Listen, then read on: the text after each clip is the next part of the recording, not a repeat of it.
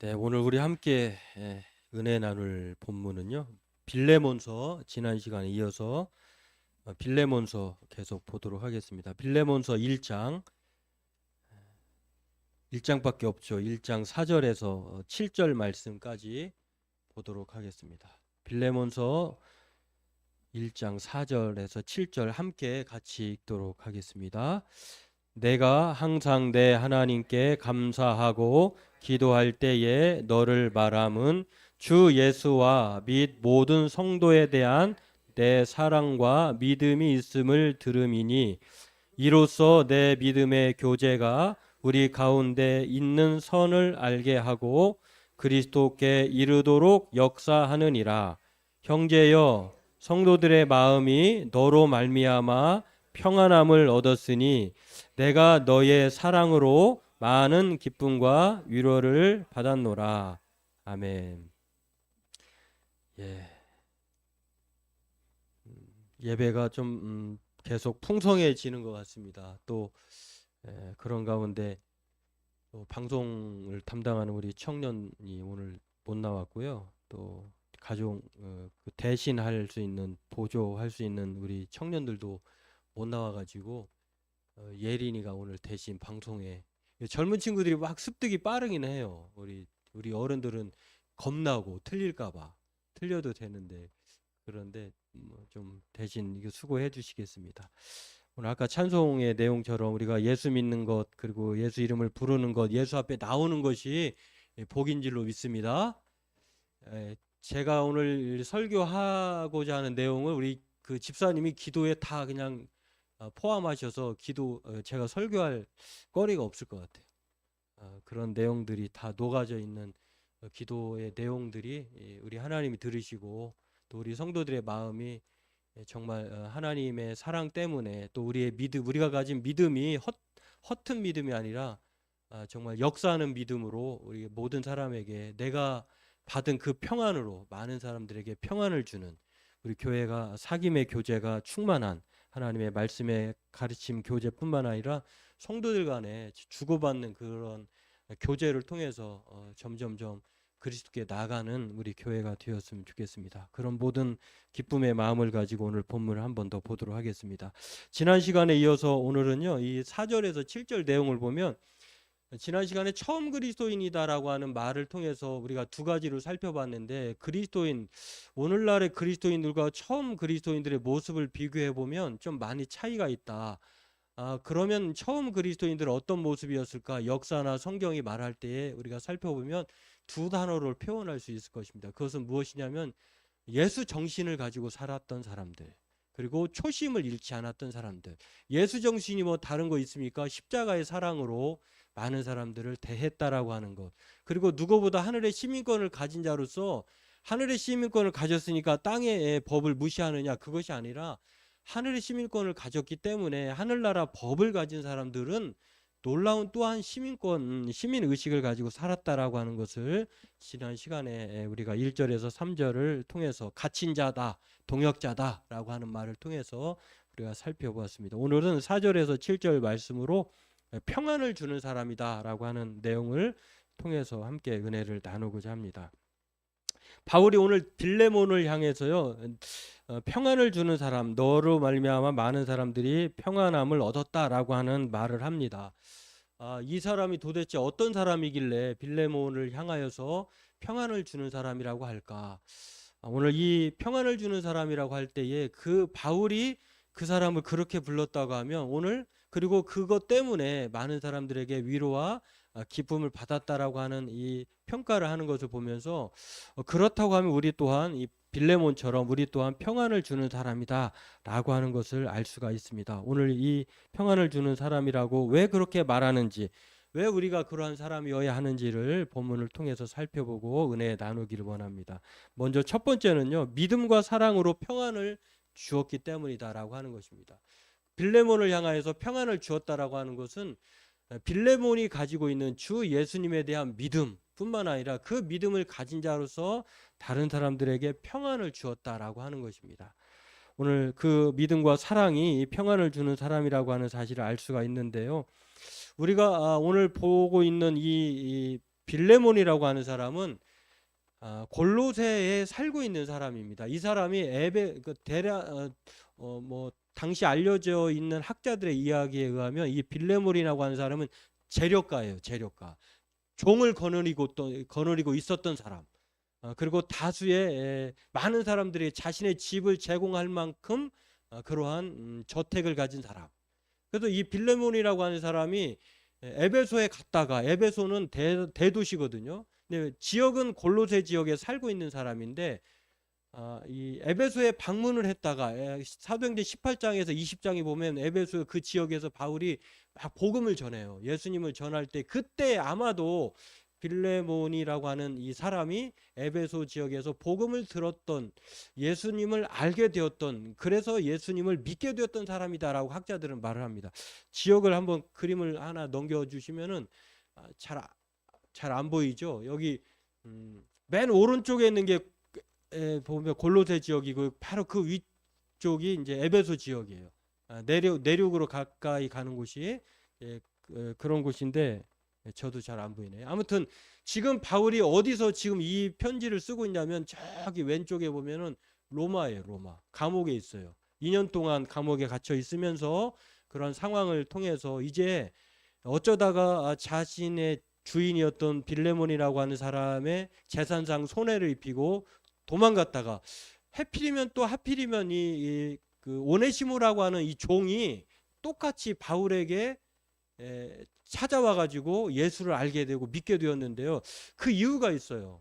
돈을 훔쳐 가지고 도망갔는데 그 빌레몬이라고 하는 주인을 통해서, 그러다가 그때 돌이켜 보니까 주인인 빌레몬이라고 하는 사람이 바울에 대해서 아주 좋은 이야기를 한 거예요. 그러다가 돈이 떨어져 갈 즈음 자기가 뭔가 좀 잘못되었다라는 생각을 하고 바울을 찾아갔는데, 그 바울을 찾아간 곳도 에베소예요. 그곳에서 이제 복음을 듣고 새 사람이 됩니다. 그래가지고 이제 빌레몬과 오네시모의 관계를 알고 있는 바울이 이제는 오네시모가 전에는 종이었지만 너도 그렇고 너의 종되었던 오네시모도 그렇고 빌레몬 주인 너도, 오네시모라고 하는 너 종도 이제 다 나나 너나 모두 예수님 안에서 사랑받는 사람이 되었고 한 동역자다라고 하는 말을 전하는 것입니다. 그래서 이제는 종이었지만 동역자를 좀 대해줘라. 그리고 이 사람은 전에는 훔쳐가는 도둑일 수도 있고 무익한 사람일 수도 있지만 이제는 그의 이름의 뜻대로, 원래 이 빌레몬이라고 하는 사람은 뜻도 그렇지만 오네시모라고 하는 사람의 이름의 뜻도 유익하다라고 하는 뜻이거든요. 그 이름값으로 다시 돌아왔다라고 하는 것을 말해주고 있습니다. 그러면서 오늘 빌레몬에게 바울이 너의 그 믿음과 사랑이 많은 사람들에게 평안을 주었다라고 소개하는 것을 볼 수가 있습니다. 그렇습니다. 오늘 주인인 빌레몬에게서 도망친 이 오네시모도 돈이 다 떨어져 갈 즈음 예수를 알게 되었고, 먼저 앞서서 주인이었던 이 빌레몬도 에베소 지역에서 이제 바울의 복음을 통해서 예수에게 사로잡혀서 이제 그가 예수를 믿는 것에 그친 것이 아니라요, 그의 집을 뭐 돌아가서, 그 당시에는 뭐 더 했겠습니다마는 당시의 주인이었던 빌레몬이 예수를 믿게 되었다면은요, 그의 아내, 가족들은 다, 종들은 다 따라서, 마치 군대에서 그 최고 높은 사람이 믿으면은 그냥 부하 직원들이 따라서 가서 믿는 것처럼 1세기 당시에는 그냥 자동으로 믿게 되어 있었어요. 그래서 빌레몬이 예수 믿고 알게 되어 가지고 집에 돌아가서 그의 아내, 그래서 우리가 읽은 내용을 보면 자매 아비아라고 하는 사람이 그의 아내예요. 아내.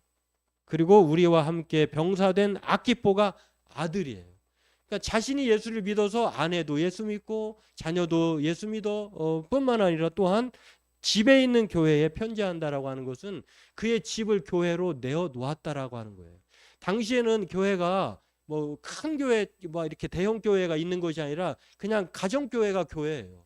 수많은 지역에 가정 교회가 가정 교회에서 모여 가지고 그게 교회가 된 거예요. 그 정도로 예수를 믿어 가지고 많은 사람들에게 자신이 예수를 믿었다라고 하는 것을 자녀와 아내에게, 그리고 지역 사람들에게 내가 이제 예수 믿게 되었고 또 예수를 알게 되어서 이렇게 기쁩니다라고 하면서 자신의 집을 내어놓은 거예요. 가정교회로.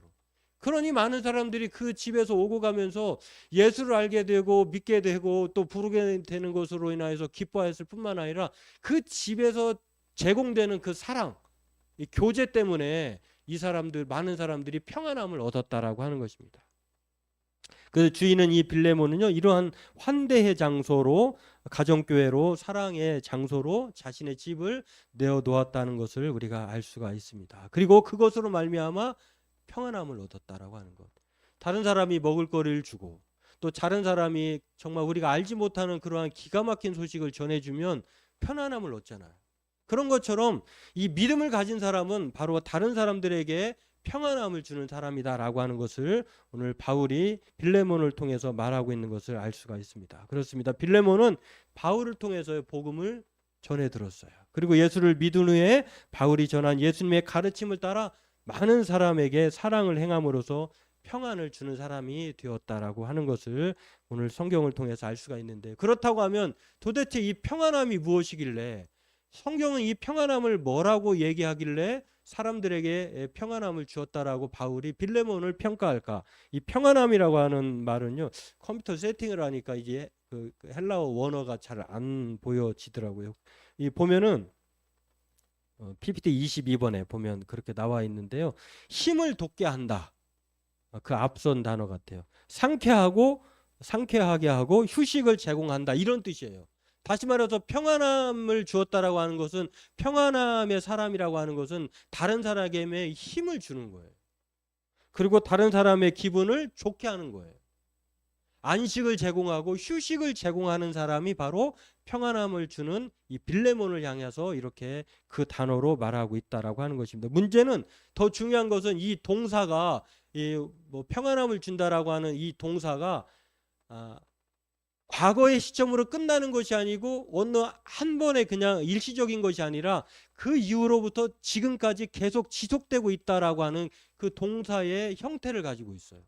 예수 믿은 이후에 이 사람은 줄곧 그 평안함을 사람들에게 제공하고 있다라고 하는 것, 그리고 그 제공할 수 있는 그 근저에는, 원인에는 자신이 가지고 있는 그 평안함이 있었다라고 하는 것입니다. 그래서 예수를 믿는 것 자체가 우리는 평안함이고, 그 평안함 때문에 모든 사람들에게 그 평안함을 제공할 수 있다고 하는 것을 알 수가 있습니다.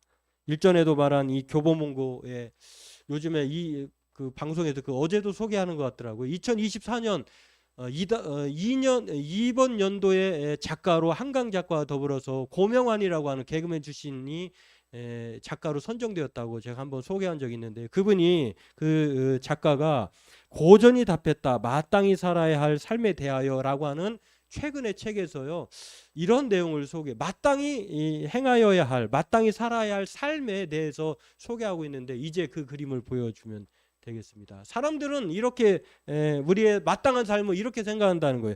마땅한 삶이 뭐냐면은 라틴어에 소개된 것인데요, 까르페디엠. 그 왼쪽에 보면 술병에 까르페디엠이라고 하는 말이 있는데, 그게 까르페디엠 또는 욜로, 당신의 삶은 오직 한 번뿐이니까, 이 두 가지 단어를 합쳐보면은 그냥 까르페디엠이나 욜로라고 하는 것은 무엇이냐면, 라틴어로 그냥 우리 인생을 즐겨라, 인생은 딱 한 번뿐인데 이 재밌게 보내지 않으면 좀 허망하지 않겠냐라고 하면서 현재에 대한 쾌락, 즐거움을 추구하는 것으로 이렇게 사람들이 생각한다는 거예요. 그런데 까르페디엠이나 욜로라고 하는 말에는 사실은 현재를 즐기다라고 하는 말보다는 현재에 충실하라라고 하는 말이 더 강하다는 거예요. 같은 내용을 보면서 사람들은 다르게 생각한다는 거예요. 어떤 사람은 욜로의 인생을 사는 것, 그냥 오늘 한 번뿐인 인생 그렇게 살다가 사는 것인데 라고 하면서 그렇게 산다는 것입니다. 까르페 디엠도 마찬가지라는 거예요. 그런데 고명환 작가는 그 단어를 뭐라고 얘기하냐면, 까르페 디엠이나 욜로라고 할 때 즐기라고 하는 단어가 아니라 충실하다라고 하는 단어로 봐야 된다라고 소개를. 우리가 마땅히 살아야 할 삶은 딱 한 번뿐이니까, 그러면 물론 저도 신학을 하게 된 계기가 그거예요. 딱 한 번 사는데 의미 있는 삶이 뭘까라고 하는 생각을 하면서 돈 버는 삶보다는 주를 위해 사는 삶이 낫겠다 싶어서 제가 신학을 하게 된 동기가 거기에도 있는데, 저처럼 사는 사람도 있지만 어떤 사람은 자기 그 전문직을 통해서 하나님께 영광을 돌리는 삶이, 그것도 하나님이 기뻐하는 삶이에요. 다 달라요. 그런데 이 작가가 주목하고 있는 것은 그래서 충실하여야 된다라고 하면서 또 다른 라틴어를 소개합니다. 그게 무엇이냐면 메멘토 모리. 메멘토 왼 오른쪽에 있는 메멘토 모리라고 하는 단어는 개선 장군, 승리하고 온 그 장군에게, 개선 장군에게 누군가 하나 외치는 거예요. 메멘토 모리, 메멘토 모리. 그 메멘토 모리란 무엇이냐면은 승리했으니까 온 세상을 얻은 것 같잖아요. 그런 사람에게 너의 죽음을 기억하라. 너는 죽는다는 사실을 잊지 마라. 이 말을 하는 거예요. 메멘토 모리가. 그러면 어떻게 생각할까요? 승리에 도취돼서 나도 언젠가는 죽을 수 있어 라고 하면은 좀 차분해질 것 아니에요. 그러면은 자기의 삶을 충실하게 할 것이다 라고 하는 말을 한다고 하는 것입니다. 그래서 이 고명환 작가는 고전이 답했다라고 하는 이 이야기를 하면서 이반 일리치의 죽음이라고 하는 고전을 소개하는 거예요. 75쪽밖에 안 되는데 이 고전에서 말하고 있는 것, 죽는다는 것을 기억한다고 하면 내가 오늘 살 때에 오늘의 삶에 충실하지 않을 수 없다는 것입니다. 이게 바로 마땅한 삶이다라고 말하는 것을 볼 수가 있습니다. 오늘 이 빌레몬을 향하여서 평안을 주는 사람이라고 말할 때 이 마땅한 그리스도인의 삶이 바로 여기에 있다는 거예요. 저와 여러분들의 삶이 무엇입니까? 하나님으로부터 평안함을 얻었어요. 그 평안함을 가지고 다른 사람에게 평안함을 주는 거예요. 믿음을 가진 사람은 사랑의 행위로 다른 사람을 그렇게 평안함을 준다라고 하는 것입니다. 많은 사람들이 한국교회의 추락의 요인에 대해서 막 여러 가지 이야기를 합니다. 최근에 제가 읽은 성경혁명이라고 하는 저자는요, 이 여러 가지 이유를 말하면서 이분은 성경혁명이라고 했으니까 거기에서 뭐라고 소개하냐면 딱 세 가지라는 거예요. 성경을 안 읽기 때문에 기독교가 추락했다. 안 읽기 때문에. 두 번째는 읽긴 읽는데 제대로 안 읽기 때문에 잘못 읽기 때문이다라고 그렇게 소개를 합니다. 세 번째로는 이게 가장 중요한데 성경을 열심히 제대로 읽긴 하는데 실천하지는 않는다는 거예요. 이게 바로 추락의 원인이다라고 말을 하는데 세 가지 다 중요한데 세 번째가 더욱 중요한 것 같아요. 성경을 아예 안 읽어요. 이것도 문제예요. 성경을 읽는데 읽긴 있는데 자기의 눈으로만 읽는 거예요. 문맥을 따라 읽지 않고 내가 원하는 성경을 보는 거예요. 어떤 설교자는 성경을 펴놓고 다른 이야기를 해요. 성경을 들었는데 자기 말을 하는 거예요. 그러니까 이 기독교가 퇴락했다라고 하는 거예요. 제일 중요한 거는 읽고 제대로 보았지만 실천하지 않는다. 그러나 오늘 빌레몬이라고 하는 사람은요, 바로 이것을 따라 행하지 않고 제대로 읽었을 뿐만 아니라 들었을 뿐만 아니라 실천하는 사람, 그 실천하는 사람 속에는요 평안함을 준다라고 하는 것입니다. 바라기는 저와 여러분들도 이 문제를 또한 우리가 인식하면서 우리 또한 이 빌레몬처럼 바울이 인정할 만한 평안의 사람인 줄로 또 그러한 삶을 살아야 될 줄로 주님의 이름으로 축원하고 소망합니다. 두 번째로는요, 이 평안을 주었다고 하는 것인데 이 평안을 어떻게 주었느냐?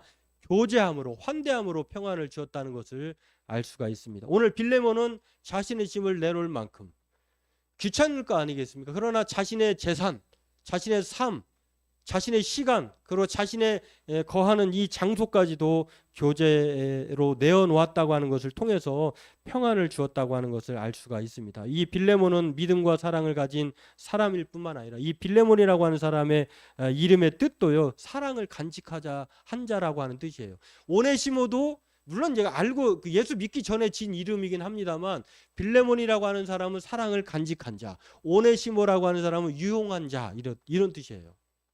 그러니까 이 이름의 뜻을 오늘 더하고 또 회복하는 것을 볼 수가 있는데 6절을 보면 그렇게 알 수가 있습니다. 이로써 제가 읽어드릴게요. 내 믿음의 교제가, 믿음을 가졌을 뿐만 아니라 믿음의 교제가 우리 가운데 있는 선을 알게 하고 그리스도께로 이르도록 역사하느니라. 형제여, 성도들의 마음이 너로 말미암아 평안함을 얻었으니 내가 너의 사랑으로 많은 기쁨과 위로를 받았노라.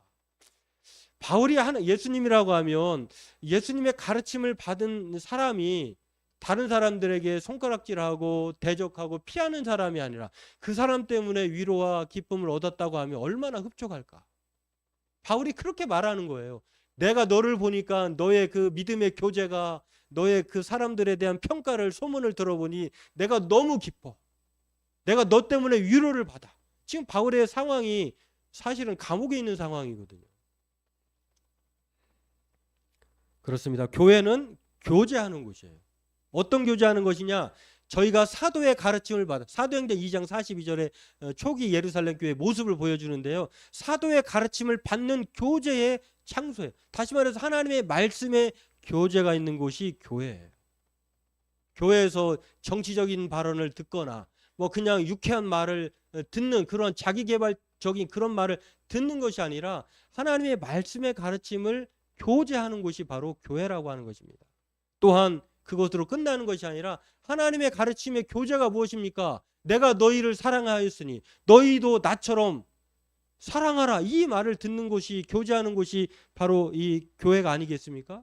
성경은 그것을 가르쳐서 교제하였다라고 말씀하고 있는 것을 볼 수가 있습니다.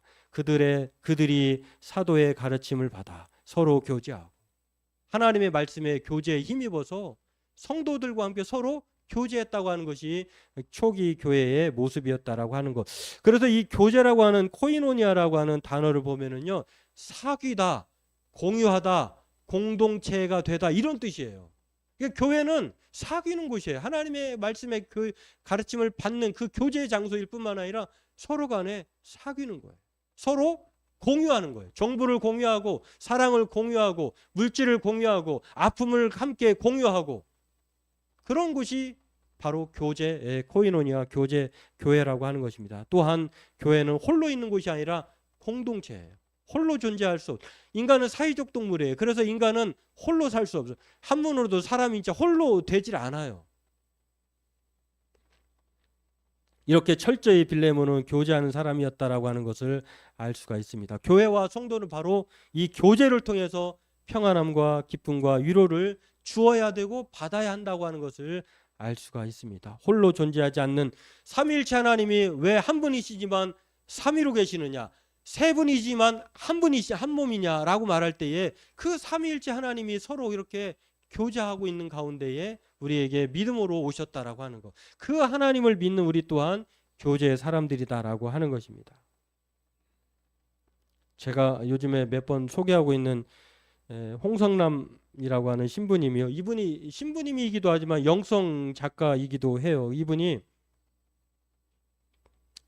행복한 사람이 되려면 어떻게 해야 하는가에 대한 이 말씀을 하시기도 하고 책으로도 내셨는데요. 사람의 일생은 관계를 맺는 것으로 시작해서 관계를 맺는 것으로 끝난다는 거예요. 그렇죠. 사람이 이 세상에 태어나서 부모님 앞에 딱 튀었을 때 그 사람이 태어나서 사회적 관계를 맺잖아요. 그리고 죽을 때도 홀로 죽지 않잖아요. 누군가 함께 그의 임종을 지켜보는 것. 그러면서 그렇게 말을 하면서 많은 심리학자들이 위기를 극복하고 성장하기 위해서는 마음의 갈증을 채워주는 깊은 관계가 정기적으로 이렇게 믿음직스럽게 일어나야 한다고 말을 했어요. 다시 말해서 서로 막 갈등하고 싸우고 다투고 또 분열되고 이러한 것에는 이 깊은 관계가 정기적으로 형성되지 않았기 때문이다 이렇게 말을 했어요. 우리는 쉽게 생각할 때 그냥 혼자 그냥 섬처럼 사는 것, 홀로 뭡니까? 요즘 프로그램에 나오는지 안 나오는지 모르죠. 무인도에서 혼자 막 사는 사람처럼, 그런 사람처럼 사는 것이 행복할 것 같지만 실제로는 그것이 아니라 깊은 관계가, 마음의 갈증을 줄 수 있는 것은 깊은 관계가 정기적으로 일어날 때 채워진다는 거예요. 행복감은 이렇게 친밀한 관계가 더 강화되고 풍요롭게 되는 차원에서 생긴다고 말하면서요. 이분이 이런 말을 했어요. 저기 나와 있는데 맨 밑에 글씨 파란 글씨로 있는데요. 사람에게 있어 가장 큰 보약은 무엇이다? 사람이다. 사람에게 가장 큰 보약은 사람이라는 거예요. 그 사람이 나를 힘을 얻게 하고 그 교제가 나를 용기 내게 하고 또 밀폐되지 않고 광장으로 나오게 하는. 그래서 제가 여러분에게 한두 번 소개한 적이 있는데, 어제 도서관에 갔다가 그 가게를 지나쳤는데 그 가게에 이런 문구가 그대로, 이번에는 좀 새롭게 좀 오래돼서 가르신 것 같아요. 새 걸로 교체하셨는데, 처음 오신 분은 초면이라 반갑고, 두 번 오신 분은 구면이라 반갑고, 세 번 오신 분은 단골이라 반갑고, 네 번 오신 분은 가족 같아 반갑다. 저와 여러분들이 한 번 이상은 다 만나신 분들이에요. 우리 옆사람과 인사하겠습니다. 반갑습니다. 초면이라 반갑고, 두 번 구면이라 반갑고, 세 번 오셔서 반갑고, 그냥 가족 같은 거예요. 우리 교회처럼 가족 같은 분들이 어디 있습니까? 요즘에는 이제 보니까 오늘 송장로님 우리 아드님 내외분이 오셔가지고, 이제 그리고 또 송윤미 집사님 가족 있어가지고 송 씨의 대세가 우리 교회가 돼버렸어요. 우리 정 씨들 분발해야 될 줄 압니다. 아무튼 얼마나 반갑습니까? 오늘 너무 기분이 반갑고 좋아요. 이게 교회가 바로 그러한 곳이어야 된다고 하는 것입니다.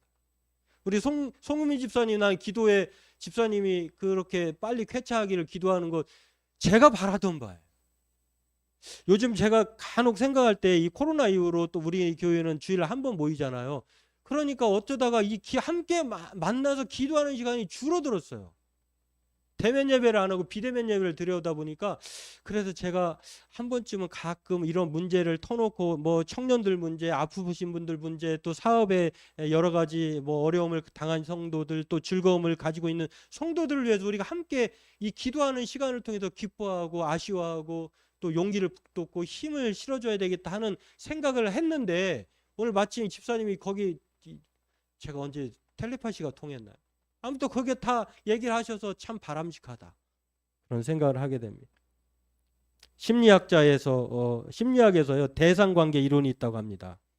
교회가 왜 중요한지, 교제가 왜 중요한지 이 심리학으로도 알 수가 있는데요. 생후 첫 3년이 중요하다는 거예요. 그러니까 3살 버릇 80까지 간다고 하는 우리나라 속담하고 비슷한데, 3살에 이미 인격이 형성된다는 거예요. 그러면 지대한 영향을 미치는 이 3년, 첫 생애 참년이 그렇게 중요한데, 굳어진 인격 결함을 치유하라면, 그러면 3년의 그 시기를 놓쳤을 때 그 사람들은 어떻게 치유가 될까, 회복이 될까 라고 말할 때에, 누군가로부터 조건 없는 사랑을 최소한 3년을 받을 때에 그것이 회복된다는 거예요. 그러니까 내가 내뱉은 3초의 말이 가슴으로 와서 이 30년이 걸린다고 하는 말이 거기에서 나온 거예요. 내가 부정적인 말 한 번 들으면은요, 그것이 회복되기까지 30년이 걸려요.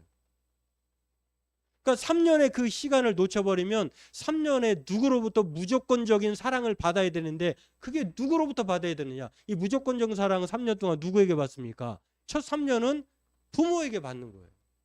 그리고 나와서는 스승, 누군가로부터, 멘토로부터 그 3년을 받는다는 것입니다. 여러분, 이 부모를 다른 말로 하면 우리에게는 하나님이세요.